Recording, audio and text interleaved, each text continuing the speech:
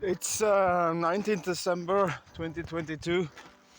The past 2 or 3 days, this has been the weather. Now, as you know, who follow my videos, I made a prediction. I recorded a prediction back in late October, early November, but in reality it had been finished about a month before that. But you just want to be a bit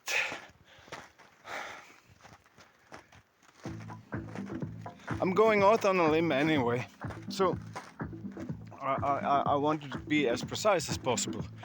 I made this prediction that in this around the second week of December we would be hit by big snow. It happened. It started on around the 15th, 16th at the very latest. So I missed by a couple of days. That is my error, I admit. But this is the snow I was expecting, though. This is the snow I was talking about that would be coming in. So then it also stands that I said it would simmer down before Christmas, a couple of 3 days before Christmas. And I think it is going to simmer down. Maybe not tomorrow. Maybe the day after tomorrow, or then we are on the 22nd. If it's not simmer down by the 22nd, that's then I think, okay, here's something. But no. And then it will be easy going throughout Christmas into the new year. But you need to watch out from the 6th of January. There will be a new snow system coming in that I think gonna last for most of the month, or maybe just a couple of weeks. It's a bit far out and I want to get closer to it, but I don't really have any need to adjust the predictions I made. I really don't. And if you're interested, you should just check around on my profile, scroll down through the videos a little bit, and you will find it. I think I call it winter prediction, winter 22-23. So you can hear what the new year has to offer and that's coming up, and also how far I think this winter is gonna go and how it's gonna look. I remember I was talking, it might be difficult to get around. It is hard snow, it's packed, so it's really tough going. Yeah, I'd also told, I was thinking that the snow would be packed and you have to be careful not to get caught in avalanches this year because the snow is heavy and there might be a few avalanches up in the hills, up in the mountains. As for the ice, I wish I talked more about the ice when I made the initial prediction, because I had certainly thought a lot about it, but for some reason both that time and the next time I was talking about the weather, it kind of just slipped my attention, if you know. But I did talk about it some other time.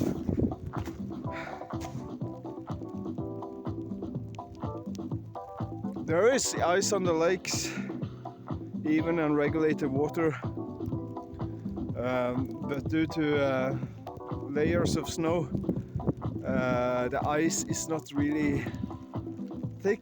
I don't think you can go out, drive a car on it. If you're out on skis, I think you're pretty good, but stay away from places where you see the wet start soaking up. But yeah, you learn to look for, you learn to see where places are. And also, if you are a skier out up in the mountains, unless you are proficient in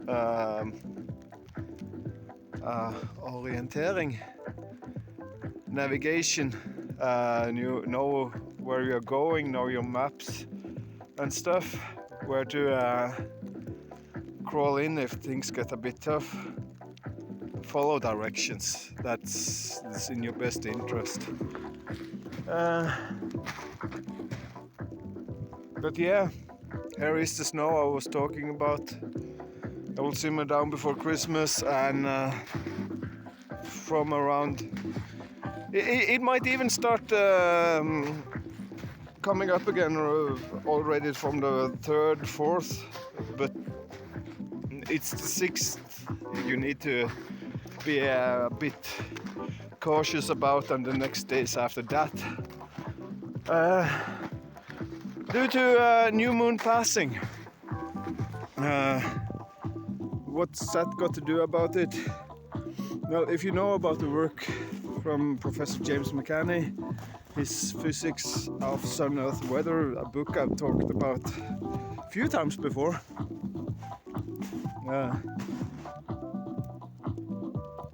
It's so that when the new moon passes from, being in the way between the sun and Earth, it kind of is like removing, the plug from your kitchen sink. Water comes flooding in again. We have a constant electrical connection with the sun, so to speak.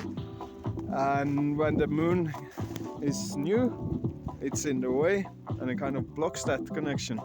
So then when it's passing through a couple of days after new moon, there's always a good chance for get a jolt of weather extra this time, because weather is already then coming in from space. This sounds like something you maybe not be so familiar about talking, but the good news about the weather being, it's something that happens to Earth due to... I'm gonna make that into a separate video on some other occasions. I don't feel like talking about that here now on the spot. But the good news is that despite the world leaders desperately wanting to make you feel bad for driving your SUV needlessly up and down, back and forth to job to make money so you can pay your money masters up, down and for the umpteenth time while they are trying to destroy your economy. CO2 has absolutely nothing to do with the weather, not with temperature, not with heat content, not with nothing. It is a gas of life. It's something that the plants love. You can feed the plants some extra CO2 and they become stronger, more vigorous. So it's something we really want to... if they were right and it caused some warmer weather... This is such a joke. I'm not going to entertain the idea anymore. Just for instance, have you ever seen one real-life, repeatable scientific experiment that shows how the CO2 allegedly warms anything? Like, parts per million in the atmosphere.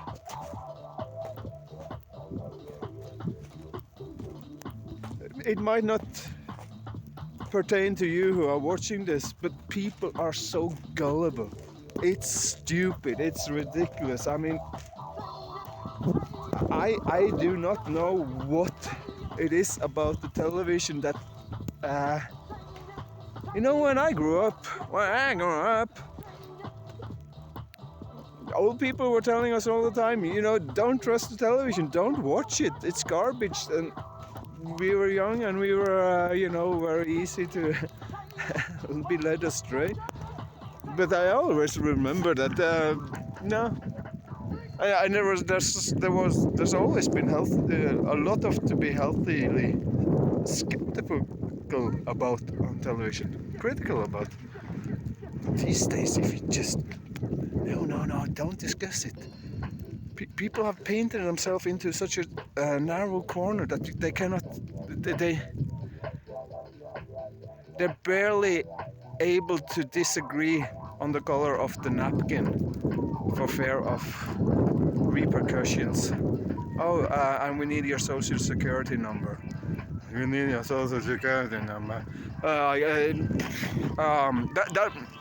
one album I grew up with, by the way. It's not exactly the kind of music I listen to today, but they had they were good for a few years. Blur, they were called. Their second album is Britpop, if you know that term. Kind of Beatles, kind of jingly jangly British pop music. The frontman he went on to do this Gorillaz project with Delta Funko and Sapien and others. You probably have heard about. No, their second album was called Modern Life is Rubbish. And modern life doesn't have to be rubbish. It's something we choose to create trash out of something very simple, how to live life. And I'm saying that the way I make these weather predictions, that are way like they're just more, way more precise than anything on the meteorological circuit, or how you call it. It kind of proves it. Life. I said before, if you knew with how simple equipment I make these predictions, you'd be shocked. And when I'm thinking about it, I think possibly one of the reasons we don't know how to observe incoming weather by means of the Milky Way anymore is that it likely is just it's likely just a slip of the matrix, so to speak, that I found that piece of information in a very commercial on-the-shelf book about old weather, how you call it? Yeah, what they did in earlier times. The bird flies to the east on a certain day, therefore its sun is gonna shine. A lot of it is just it's not true, but that is something people of before television, they observed and they tried to make connections, and sometimes you mean. Here in Norway, I don't know what is in English. Rognetre, Raune, Rognebær. If the Rognetre is having heavy fruit, plenty of berries, it's an indication that it's not going to be a lot of snow in the winter, because the Rognetre only carries a heavy load once a season. And that is actually a pretty good indicator, I found. It's not rubbish. And I also know,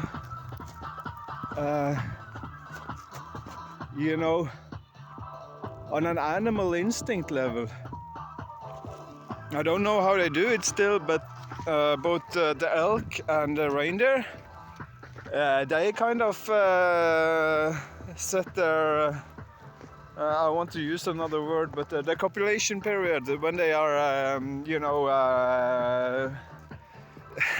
ready to get down in the forest, they set their watch to, because when they are bearing the foster in the body, they want to give birth when it's really cold. They don't want to give birth when it's warm, good weather. They want their offspring to be strong. Like this we have seen in sheep, who are free to move about as they want. If they want to stay in the barn, that's okay. They go in there and eat and get dry. But if they can walk out in the forest like this, they would go out and rummage. They also prefer to, instead of being warm in the manger like the Jesus child, they go out in the rough and just give birth out in the forest. That's their way of upholding life in their world, in their universe. But in any case, they managed to set this many months ahead of time. So there likely are more methods of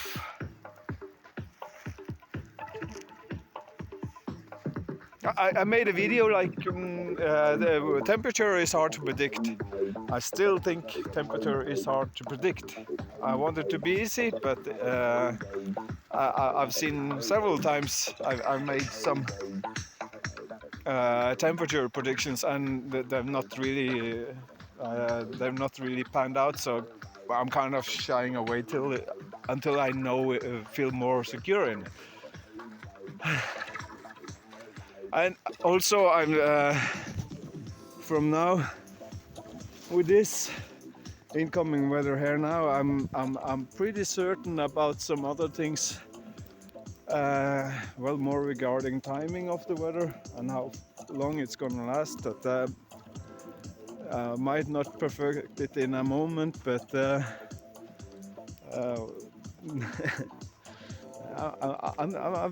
I'm feeling like I'm starting to get a really firm grip on what I'm actually doing with this weather work. And as I said before, it's really helpful to share this information with you, put my best foot forward. I mean, all the time I've been saying, if I'm just falling flat on my face, it's okay, I'm an artist.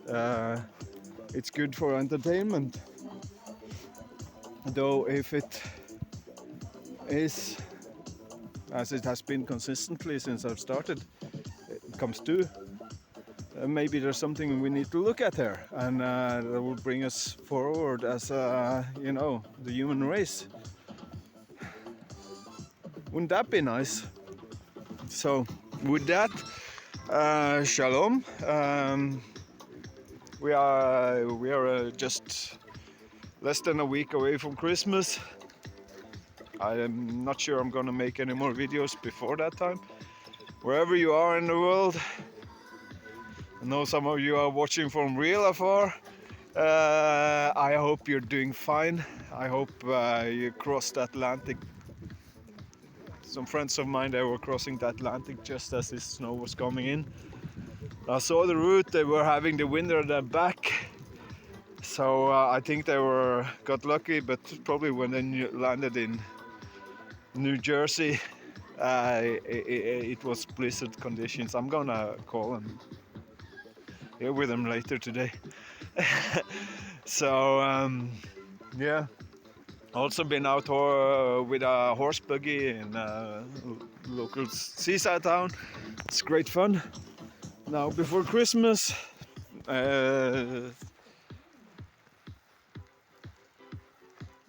I'm quite used to farm animals because I've not been around it all my life, and not at all, but it's always been a firm fixture in my life. It's so strange when you go to a town and you have these actual horses with you. People in the cities are really far removed from the met 5-year-olds that saw a horse for the first time. We had a few ringhest. These are the carriage. That's Norwegian's national horse. It's our horse, so to speak. And even people my age, like, is this a Fury? I'm glad they still knew that was the name of the horse race, but that they were even doubting. That was yeah, it's strange. It's strange. So yeah, hope this finds you fine, and wishing you a very Merry Christmas. Till next time. Okay.